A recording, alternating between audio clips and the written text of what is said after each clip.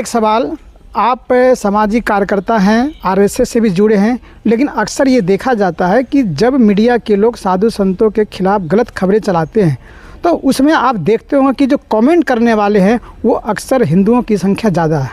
आखिर ऐसा क्यों होता है? उसका कारण है, होने के बाद कारण है, एक मिनट मैं विश्वास सुन लीजिए। उसका कारण है कि हमारी संस्कृत को जब से देश आज़ाद हुआ है आज तक अपनी संस्कृत से ही हिंदुओं को अलग रखा गया है। जो भी सरकारें आईं उन सरकारों ने अपनी संस्कृत को तोड़ने का ही काम किया, जोड़ने का काम नहीं किया। अगर आज हमारे बच्चों को अपने महाराणा प्रताप, शिवाजी और जो अनेक संतों हैं उनकी अगर गाथाएं आज इतिहास में पढ़ाई गई होती तो आज ये दशा देश की नहीं होती। उनको राम का इतिहास नहीं पढ़ाया जाता, कृष्ण का इतिहास नहीं पढ़ाया जाता, शिवाजी का इतिहास नहीं पढ़ाया जाता है, राणा प्रताप का इतिहास नहीं पढ़ाया जाता है, गुरु नानक का इतिहास नहीं पढ़ाया जाता। किसका पढ़ाया जाए? मूलों को पढ़ाया जाता है, अंग्रेजों को पढ़ाया जाता है।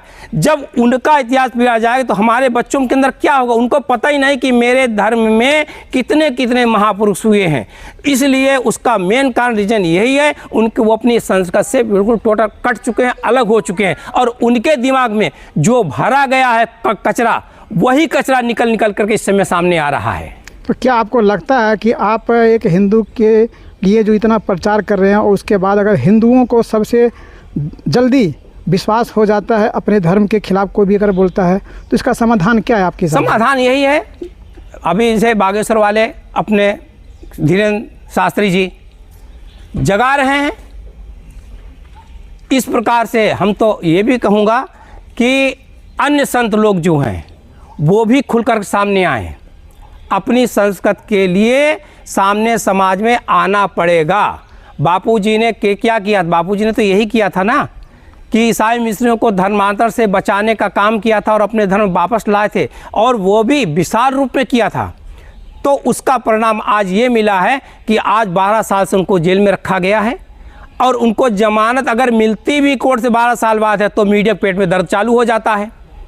तो इसलिए जो भी संत समाज है, हिंदू संगठन है, उन सबसे मेरी यही प्रार्थना है कि इन अत्याचारों से आप बनिए चंद्रशेखर आज़ाद, आप बनिए बिस्मिल, आप बनिए सुभाष चंद्र बोस, तब इस देश की रक्षा होगी। वरना इस देश को नष्ट करने में ये देशद्रोही लोग, मैं स्पष्ट बोल रहा हूँ, ये देशद्रोही जो मीडिया वाले हैं या अन्य राजनीतिक पार्टियां हैं, इन सबसे सावधान रहें और रह करके अगर देश की रक्षा करनी है तो खुल के समाज के सामने आपको आना पड़ेगा, बोलना पड़ेगा और कार्य करना पड़ेगा।